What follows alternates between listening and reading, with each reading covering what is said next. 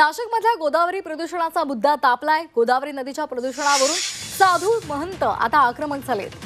गोदावरीचं पाणी स्वच्छ असल्याचा एमपीसीबीचा अहवाल आहे, मात्र त्या संदर्भात त्यांनी आक्षेप नोंदवलेले आहेत।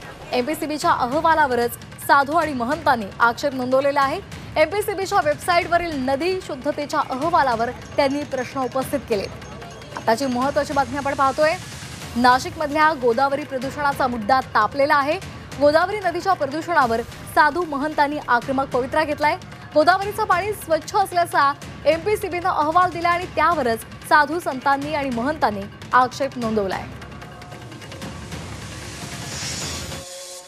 जय श्रीराम। महाराष्ट्र प्रदूषण नियंत्रण मंडळाच्या वेबसाईटवर गोदावरी रामकुंडाच्या पाण्यातील नदीचे शुद्धी प्रमाणपत्र उपलब्ध आहे आणि ते प्रमाणपत्र बघून एक प्रश्न उपस्थित होतो की गेल्या 1 वर्षापूर्वी जेव्हा देशाचे लोकप्रिय पंतप्रधान श्रीमान नरेंद्रभाई मोदीजी नाशिक दौऱ्यावरती आले होते आणि तेथे त्यांनी गोदावरीचे महापूजन संपन्न केले, परंतु ते पूजन करतेवेळी त्यांनी आचमन हे बिस्लरीच्या बाटलीच्या पाण्यातून केले।